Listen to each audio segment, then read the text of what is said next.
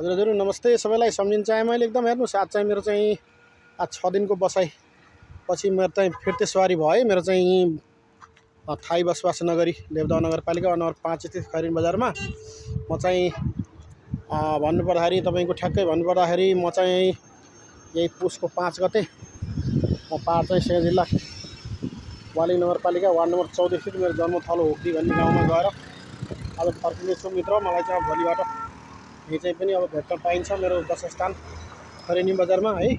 आज फिर्ती सवारी भयो सबैको जय जयकार होस्। म कसैलाई दुःख कष्ट नपरोस् भन्दै मैले चाहिँ सानो चाहिँ यो केराबारी भन्दा यतापट्टि आएर मैले सानो एउटा भ्यू क्लिप बनाउन थालेँ। अन्यथा नसोध्नु होला। अन्त यहाँ चाहिँ विविधताले भरिएको देश नेपाल अन्त कस्तो राम्रो झरना छ हेर्नुस्। यस्तो विविधता सबै भरिएको अन्त यस्तो देश स्विजरल्यान्डको लागि माथ फाइदिने कन्ट्री छ के क्यारम हाम्रो नेताजीहरूले अलिकति गर्नु भएन। आफ्नो कुर्सी र मोहमायाको लागि आफ्नो व्यक्तिवाद परिवारवाद हाबी भयो। विकास भन्ने केही भएन। भ्रष्टाचार करप्सन सबै चोर सबै विपत्ता भयो। त्यसबाट वियोग छकेर त्यसभन्दा मैले खासै ठुलो बनाइन। अब सबै जान्नु भएकै छ। एउटाबाट बोल्ने मेसो मात्रै हो। सबैलाई जय नेपालको न्यानो महिमा उतार्न पनि चाहन्छु। फेरि जय नेपालको भनेको पार्टी विशेष नसक्नु भए यसको जय होस् भन्न खोजेको। हुन त म एउटा काङ्ग्रेसमा आस्था राख्ने मान्छे हो तर चाहिँ अहिले कुनै पनि पार्टी आस्था राख्ने अभिगतमा छैनन्। सबै बिग्रिँदै गएछन्। त्यसबाट कुन पार्टी कुन भन्ने भन्दा पनि देशको हाम्रो चाहिँ जनता सबै पब्लिकको जय जयकार हुँदै जाओस् भन्न खोजेको मैले। अरू चाहिँ सबै ठिक छ जो छ राम्रो छ। जहाँ हुन्छ खुसी रहनुहोस्। आफ्नो स्वास्थ्य नै ठुलो सम्पत्ति हो मैले हरदम भन्ने गर्छु।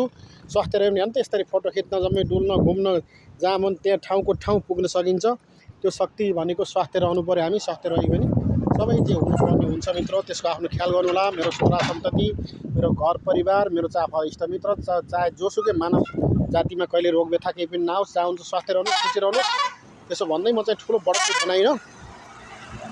ल बस कुनैका कुनै छन् गाडीहरू आएका छन्।